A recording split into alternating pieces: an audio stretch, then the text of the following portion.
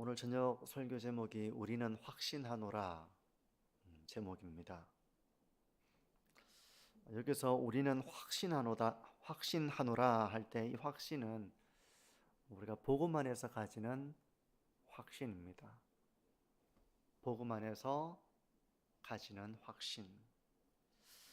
6절을 보시면 바울의 확신이 이렇게 나오는데요. 너희 안에서 착한 일을 시작하신 이가 그리스도 예수의 날까지 이루실 줄을 우리는 확신하노라. 언뜻 봐서는 무슨 의미인가 이렇게 좀 잘 이해가 안 되실 수 있습니다. 너희 안에서 착한 일을 시작하신 이가 그리스도 예수의 날까지 이루실 줄을 우리는 확신하노라. 바울이 확신에 대한 내용을 말하고 있는데요. 하나하나 좀 살펴보면 먼저 하나님께서 시작하신 착한 일이 뭔가 하는 것입니다. 너희 안에서 착한 일을 시작하신 이 바로 하나님이시죠. 하나님께서 우리 안에서 착한 일을 시작하셨다는 것입니다. 이 빌립보 교회 가운데에서 하나님께서 착한 일을 시작하셨다는 것입니다. 이 착한 일이라고 하는 것은 바로 하나님의 구원을 의미합니다. 죄인을 부르셔서 의롭다 하시고 의롭다 하신 자들을 거룩하게 하시고 거룩하게 하신 자들을 결국 영어롭게 하시는 그 일을 가리키는 것입니다. 이 일이 나의 의지에서 시작이 된 것이 아니라 하나님 안에서 이 일이 시작이 되었다는 것입니다. 우리의 구원이 하나님의 주권적인 은혜 가운데 시작이 되었다는 것입니다. 근데 이 착한 일이 그리스도 예수의 날까지 이루신다는 것을 바울이 확신한다. 그렇게 말하고 있습니다. 여기서 그리스도 예수의 날은 뭐겠습니까? 그리스도 예수의 날. 이것은 예수님께서 다시 오시는 재림의 날을 말하는 것입니다. 쉽게 말해서 하나님께서 시작하신 이 구원이 예수님의 재림의 때 온전히 이루어지고 완성된다는 것을 말하는 것입니다. 그러므로 이 구절은 하나님께서 구원의 역사를 시작하시고 성도가 그 구원을 잃지 않도록 보호하시고 그 가운데서 성도는 믿음을 지켜나가고 인내하고 하는 이런 길을 걸어가도록 섭리하셔서 예수 그리스도의 날에 결국 그 구원을 이루시는 완성하시는 이 일을 바울이 확신한다. 그렇게 말하고 있는 것입니다. 그러면 이 확신의 근거가 뭔가? 어떤 근거에서 바울은 이것을 확신한다고 말하는 걸까? 누가 만약에 믿는다라고 말을 하면 믿는다는 말만 가지고 그 사람의 신앙을 단정할 수 있겠습니까? 믿는다는 말만 가지고 그 사람의 신앙을 단정하는 것은 어렵습니다. 어려운 거예요, 그건. 누가 자기의 신앙을 입으로 고백하는 것만 듣고 그 사람의 신앙이 참 좋구나 해서 그 사람에게 직분을 주는 것은 아닐 것입니다. 그죠? 뭘 확인합니까? 그 사람이 입술의 고백뿐만 아니라 고백도 중요하죠. 고백도 중요하지만 고백만이 아니라 그 믿음의 고백에 대한 열매가 있느냐, 그 고백에 대한 열매가 뒤따르고 있느냐, 그걸 볼 거 아니겠습니까? 그죠? 우리 성도님들도 직분자 임명을 하고 이제 직분자 피택을 하고 할 때 어떤 사람을 직분자로 세웁니까? 고백이 아름다운 사람입니까? 물론 고백이 참 중요하죠. 근데 고백과 함께 뒤따르는 삶의 열매가 참 중요하잖아요. 빌립보 교회 성도들에게도 그 열매가 있었습니다. 바울이 이런 확신을 가지게 만드는 열매가 있었습니다. 그 열매가 뭔가 하면 5절은 이렇게 말씀을 합니다. 너희가 첫날부터 이제까지 복음을 위한 일에 참여하고 있기 때문이라. 그리고 7절로 보십시오. 7절도 내가 너희 무리를 위하여 이와 같이 생각하는 것이 마땅하니 이는 너희가 내 마음에 있음이며 나의 매임과 복음을 변명함과 확정함에 너희가 다 나와 함께 은혜에 참여한 자가 됨이라. 빌립보 교회 성도들이 믿음을 가진 이후로 그때부터 지금까지 복음을 위한 일에 참여해 왔다는 것입니다. 변함없이 복음을 변호하고 변명하고 복음을 증거하고 제자 삼는 일을 해왔다는 것입니다. 이런 복음을 위해 살아가는 열매를 볼 때 바울은 이들 안에서 시작된 착한 일, 바로 하나님의 구원의 역사를 본 것이고요, 그 구원의 역사가 예수 그리스도의 날에 완성될 것이라는 것을 확신하게 되었다는 그런 바울의 고백이에요. 여기서 우리가 한 가지 주목해 보기를 원하는 것은 5절에 첫날부터 이제까지라는 이제 부분인데요. 첫날부터 이제까지. 첫날부터 이제까지, 신앙의 여정에는 많은 그런 굴곡들이 있잖아요. 시련도 있고 고난도 있고 핍박도 있고 어려움도 있고 낙심도 있고 많은 그런 굴곡들이 있습니다. 그래서 마태복음 13장에 씨 뿌리는 비유를 보게 되면 돌밭과 가시떨기로 비유되는 사람들도, 이 사람들도 처음에는 복음을 들은 사람들입니다. 복음을 듣고 기뻐하고 그것을 들은 사람들이에요. 근데 결국에 이 사람들은 믿음을 떠나버립니다. 돌밭과 가시떨기는 왜 떠납니까? 고난과 유혹 때문에 결국 신앙을 떠나버리는 사람들입니다. 열매를 못 맺습니다. 근데 좋은 땅은 열매를 결국 맺죠. 좋은 땅으로 비유되는 사람들도 그들의 삶 가운데 고난이 없는 것은 아닙니다. 이해할 수 없는 고난도 있고 역경도 있고 어려움도 있고 낙심될 만한 일도 있고 유혹도 있습니다. 죄악의 그런 유혹도 있습니다. 하지만 이 좋은 땅에 비유되는 사람들은 어떻게 열매를 맺습니까? 첫날부터 그때까지 한결같이 하나님을 의지하면서 회개하고 돌이키고 믿음의 결단을 하고 순종하고 이런 믿음의 경주를 해왔기 때문에 결국 열매를 맺은 것입니다. 이런 열매를 보면 그들 가운데 구원을 시작하신 하나님의 손길, 그리고 그들이 구원을 지켜나가도록 하나님께서 은혜를 주시고 사랑으로 붙잡아 주신 그 하나님의 손길, 이것을 우리가 볼 수 있는 것이죠. 우리의 힘으로 지켜온 것이 아니라 우리 가운데 역사하시는 하나님의 은혜와 사랑으로 여기까지 우리가 온 것입니다.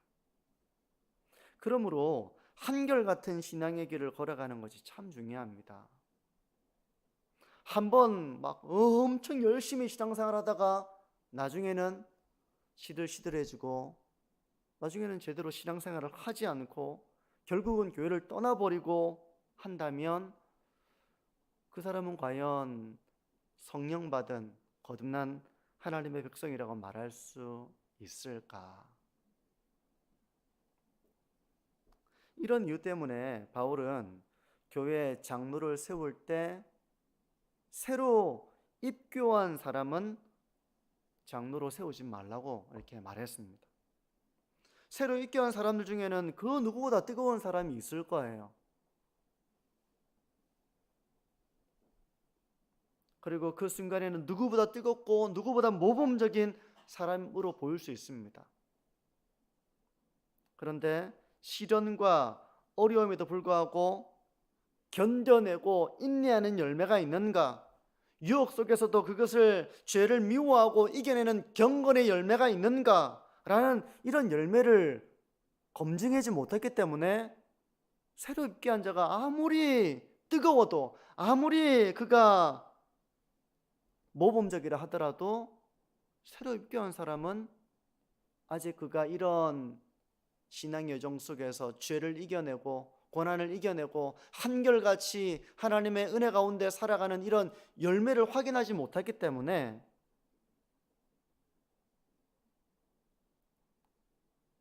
그걸 봐야 한다는 것입니다. 사람은 겪어봐야 합니다. 겪어봐야 하는 것입니다. 그 사람의 말만 듣고 저 사람 믿음이 좋다 그렇게 말할 수 있는 건 아니에요. 겪어봐야 하는 것입니다. 말은 엄청, 고백은 엄청 아름다울 수 있습니다.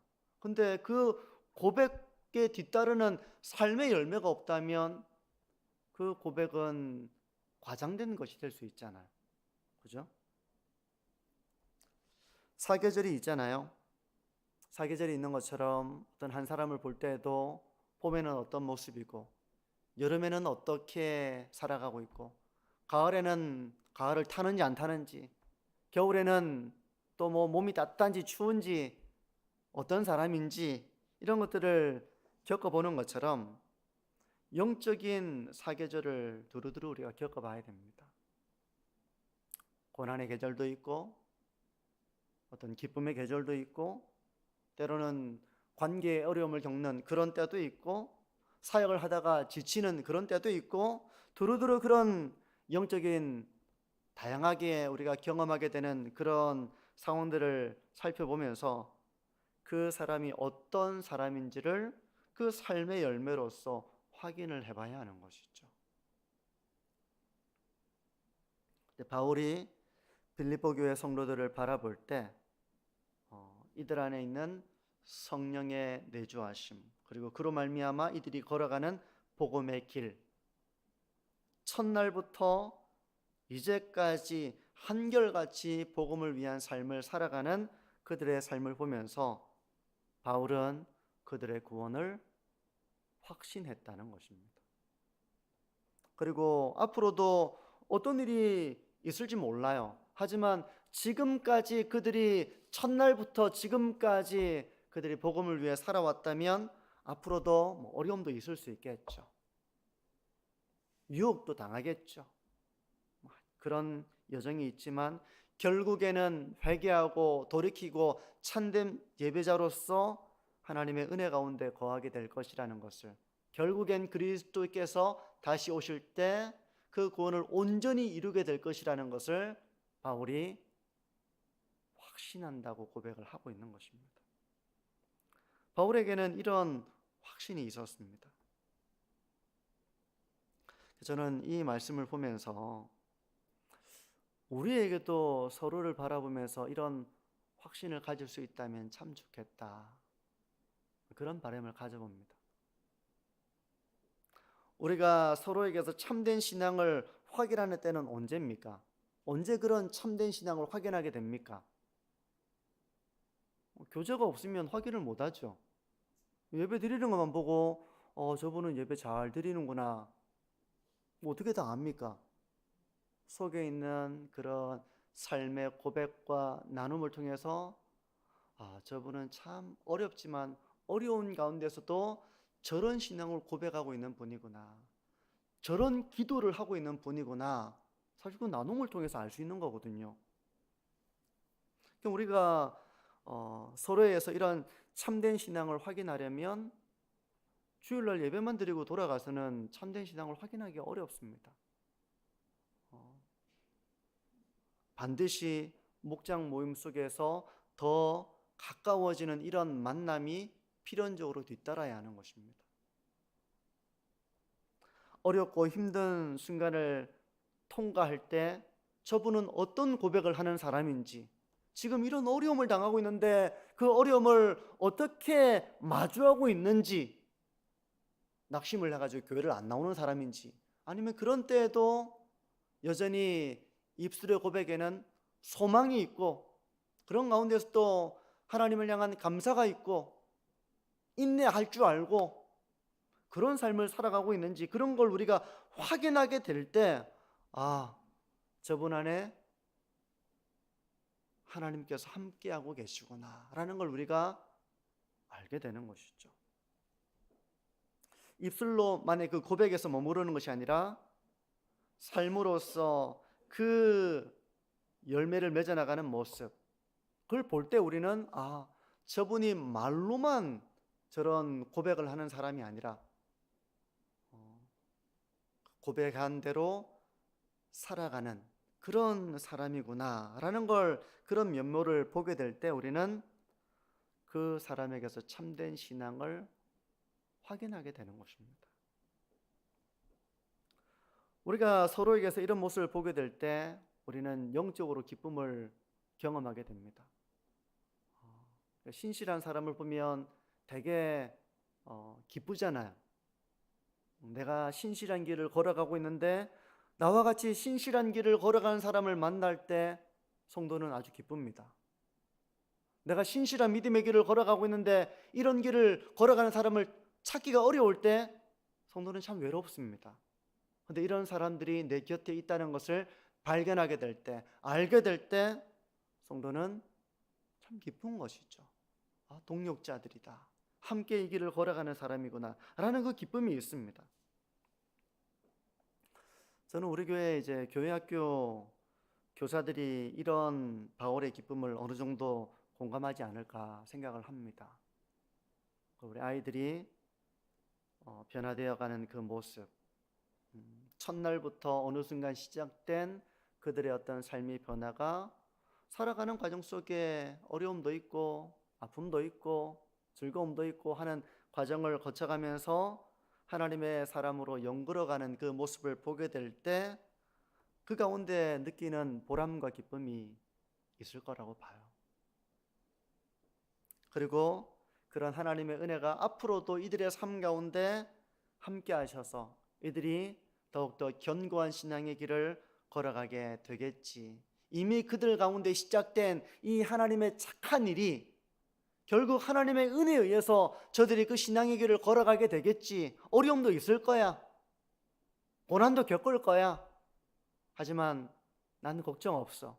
그들 가운데 착한 일을 시작하신 하나님께서 저들을 예수 그리스도의 날까지 그 구원을 이루어 가실 것을 나는 이제 확신이 돼. 이런 확신을 가지고 있는 사람들은 이제 어려움을 겪을 때에도 하나님을 의지하면서 그 영혼을 바라볼 수 있겠죠. 그래서 4절을 보면요, 바울이 이렇게 말합니다. 간구할 때마다 너희 무리를 위하여 기쁨으로 항상 간구함은, 바울이 빌립보 교회 성도들의 모습을 보면서 기쁨으로 간구하고 있는 그런 모습이에요. 영적으로 자라나고 있는, 성장해 나가고 있는 그 모습들을 보면서 기쁨의 간구를 드리고 있다는 것입니다. 저는 우리 작년 성도님들도 이렇게 서로를 바라보면서 참 이렇게 서로 간 가운데에서 그 구원의 열매가 연그러가는 모습을 보면서 그 입술의 고백을 뛰어넘어서서 하나님의 은혜 가운데 살아가는 이런 열매들을 보면서 서로에게서 하나님께서 착한 일을 시작하셨고 이 구원의 길을 온전하게 걸어가고 있구나, 거기서 오는 이런 기쁨, 동력자 의식, 이런 우리가 한 몸이라는 이런 의식들을 깊이 경험할 수 있는 그런 교회가 되기를 바랍니다. 신앙의 여정 속에는 어려움들도 있죠. 낙심이 되는 순간도 있고 지칠 때도 있습니다. 그런데도 이젠 지치니까 나는 모든 손 놓고 이제 뭐 그냥 내 원하는 대로 할 거야, 이런 모습이 아니라 그런 과정 속에서도 변함없이 복음을 위한 삶의 길에 동참하는 모습, 하나님의 영광을 위한 삶의 길을 걸어가는 모습, 이런 모습을 발견할 때 우리는 참 되게 기쁘고 위안을 얻는 것입니다. 외롭지 않은 것이죠.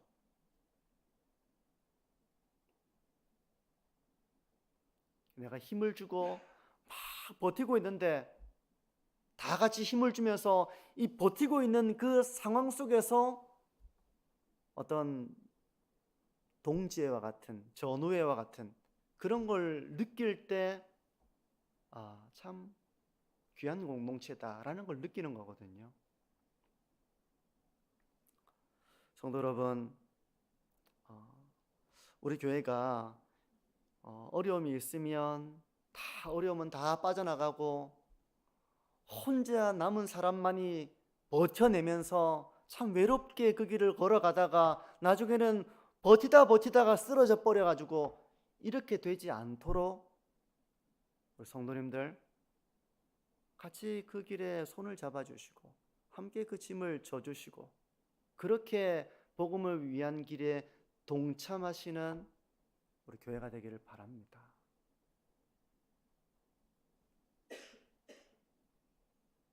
이제 말씀을 정리합니다.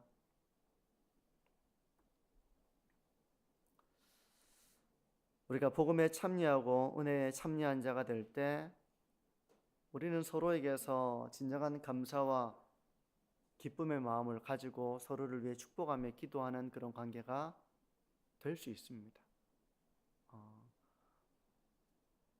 그건 이제 사실은 말로는 자기 신앙을 아름답게 말할 수 있지만 복음을 위한 일에 동참할 때는 희생도 하고 헌신도 하고 하는데 그런 삶의 열매를 통해서 우리는 함께 이 길을 걸어가는 그런 동력자로서의 의식을 가지게 되는 것이죠. 그리고 신앙의 여정 속에는 많은 어려움도 있습니다.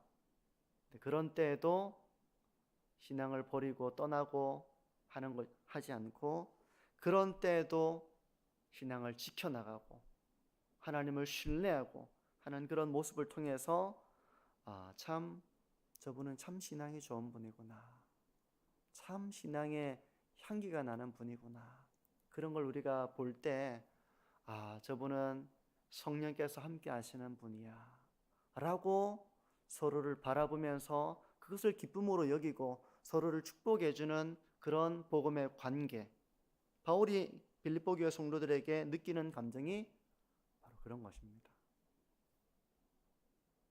이런 관계 속에서 바울은 너희 안에서 착한 일을 시작하신 이가 그리스도 예수의 날까지 이루실 줄을 우리는 확신한다 라고 고백했던 것처럼 우리도 서로에게 저 집사님은 그리스도 예수의 날까지 그 구원을 이루어 가시게 하는 그 하나님의 손길 가운데 살아가겠구나, 이런 확신, 또 그런 고백을 할 수 있는 우리 교회가 되어지기를 소망합니다.